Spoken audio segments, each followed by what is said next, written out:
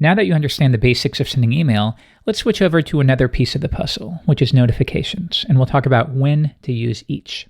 Okay, so if I run PHP Artisan, I've actually whipped up a fresh empty project just to keep things nice and simple. Anyways, if I scroll up to the make command, yes, we can create a new email class, but we could also do a notification class. Okay, so let's just dig into it and see what we can do here. So if we run the help command, we can see all we need is the name of the class.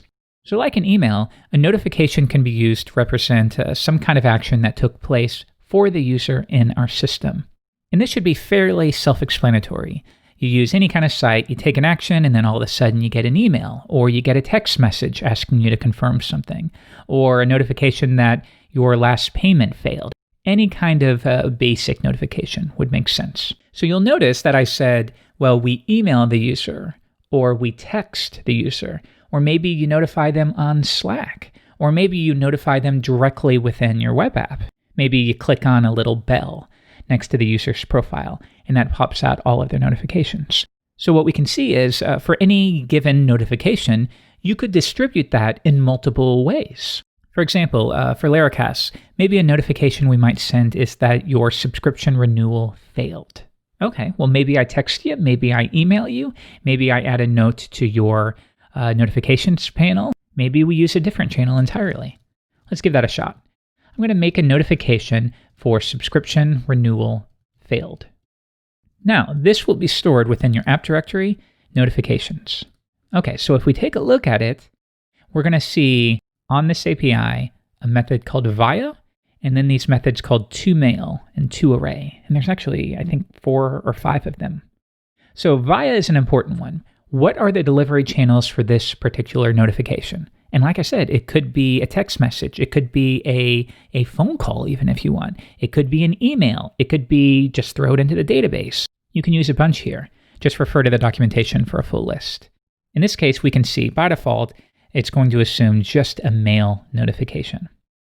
Now, for each of these channels, there will be a method like toMail or toDatabase or toSlack if you use that channel. These methods are responsible for preparing the notification according to that platform. So in this case, to send an email, you can see that Laravel provides a nice little API here to dynamically whip up the email. Or we could use the same markdown mail that we learned about in the mail lesson. Take a look. If we go to this mail message class, and if we look for markdown, there we go. We can use the same exact thing as you learned in the mail lesson. But often, for basic notifications, this little API is really great here. So we're going to give this a shot. So let's take a look. If I were to new up a subscription renewal failed instance, when it gets fired off, by default, it's going to send an email to the associated user, and that email will look like this. Okay, so that's one piece of the puzzle. But next, if I open up our user class, you're going to see this section here, use notifiable. This is a trait that allows us to say, for any given user, notify them of the thing that just took place. So in our case, that would be subscription renewal failed. And what's cool about this is when we were just reviewing basic email, well, we would say something like mail to the given user and then send them that email. However, with this form, we might send them an email, we might send them a text message, we might update Slack, we might, there's any number of community-provided channels. So maybe you send them a phone call. Maybe you even send them a postcard. Believe it or not, you can do that. It's very neat. So this API here is available through the notifiable trait. So if we take a look at that, here's a notify method that you can use. Okay, so let's give this a shot. We're just going to do it inline here. So I'm going to go to my routes file, user, and we'll just say find me, just give me the first person. I've seeded the users table with 1 record. Now I can say user, notify them that their subscription renewal has failed. So I will import that like so. All right, and we'll say return, done. Okay, let's give it a shot. Now, if we run this in the browser, we're going to get a 530 authentication required. And this would make sense if you think about it. We've specified that for this particular notification, our main channel is mail. So we are going to send an email. But because this is a new project, if I open up my .env file, our mail setting is set to use SMTP, but I haven't yet configured that. I'm going to change it to log for now. Okay, let's try it again. Give it a refresh. Okay, and now that's done. Let's go to Telescope and review it. If I scroll down to, well, I could do mail, but let's do notifications. Here it is. We take a look at it. All right, so we fired off a notification, which triggered an email. So back to the Mail tab, and here is what we got. So even outside of the fact that we can now send users notifications in multiple ways, notice that we also populated an email just using a basic PHP API. In this example, we didn't even have to create a markdown file. You can do that if you need a lot of flexibility, and sometimes you will when it's a very intricate email. But often, again, for things like this, it's much simpler to take this approach. So notice the basic API, line, action, and line.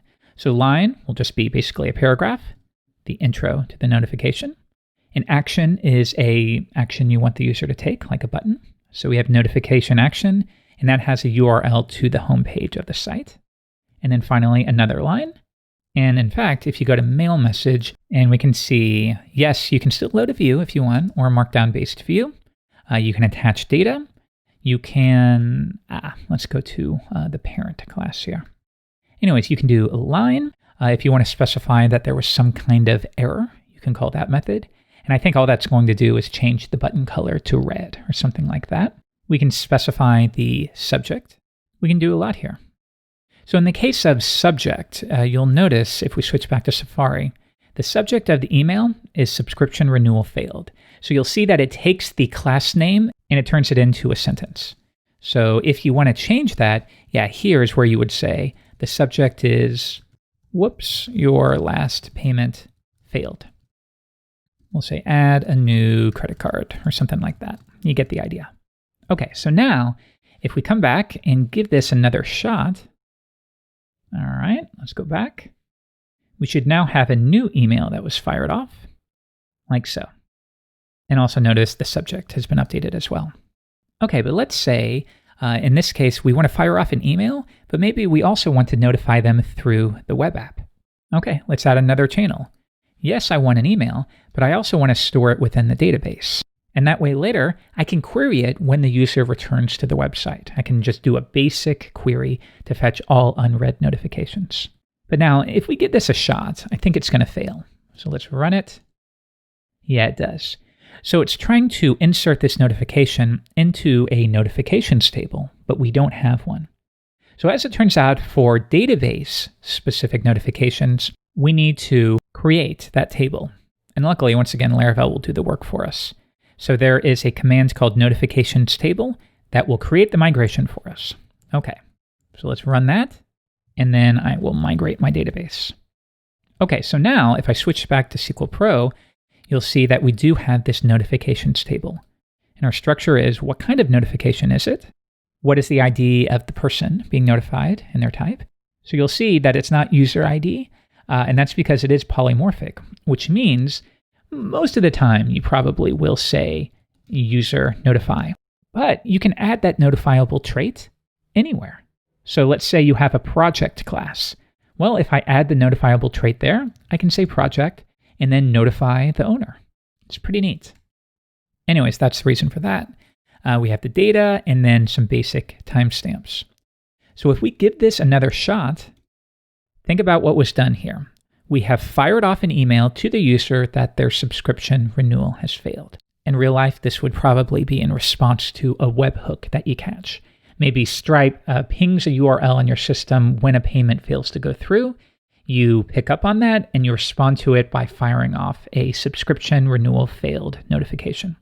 But anyways, yes, it sent the email, but it also updated this table in your database.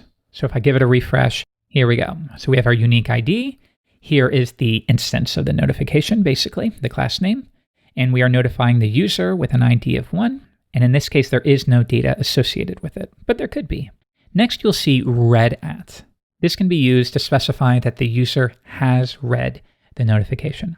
So take a look. I'm going to boot up PHP Artisan Tinker. And we will once again find the user. And we know that we can call notify, but there is also a relationship to notifications. So if I fetch all of the notifications for this user, in this case, they have exactly one, the one we just fired off. So now you could have an endpoint in your app that fetches all of the notifications for a user, it filters through them, and it presents them within some kind of list. You can even mark them as complete. So if I were to say, well, give me the first notification, or do a for each, something like that. But now on this instance, notice this is an instance of database notification. Anyways, I could mark that one as read. So maybe when the user clicks on it, we would submit an AJAX request. Or maybe when they view any of their notifications, we will mark all of them as read on the fly. Anyways, if we now do it again, you'll see that read at has been populated with the current timestamp. So now you're thinking, well, what if I only want to fetch the unread notifications for the user? At the moment, this is going to return all of them. Okay, well, as you can imagine, there's an unread notifications. And in this case, we don't have any at the moment. So I don't mean to overwhelm you.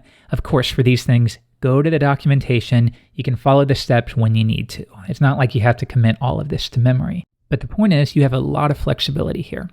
So when you hear this concept of a Laravel notification, think of it as a way to alert the user about some action that took place in your system that they need to know about. Now, when it comes to how you notify them, that's entirely up to you. Again, you might send them an email, you might send them a text message, you might just throw it in your database, or you might do all three at once. And that's what's really cool about this. You can have a single notification class that defines exactly how we will notify the user. So now your question is, well, when do I use a traditional email versus a notification? And I agree, that can be a little confusing at first. My advice would be, again, just base it on what is taking place. So if it is something like, well, this happened, so I need to notify the user, then use a notification class. If it's for something else, like a newsletter type thing, maybe you're running a sale, something different like that, then use a traditional mail class. Now, finally, in closing, just do note, for every channel you specify here, and you can review all of them on the documentation website, you will have a corresponding method. So to mail, or to database, or database falls back to to array. So you'll see here, this array is empty, which is why the data section is empty as well. If you were to set this to foo bar, then that array would be stored as a stringified JSON within this column here. So this can be useful for any additional metadata that you want to include. Even if there's a basic message or something like that, anything you want there would be fine. But yeah, you could also do to database. You can broadcast notifications. There are so many different things you can do here that I don't want to overwhelm you. For now, know that when you need to contact a user, you can use basic email or you can use notifications. So with all of that in mind, if we rewind a few lessons ago where we wanted to notify the user that a project has now been created, well, with this new education, I think you might agree a notification class might just be a little more appropriate than firing off a general email.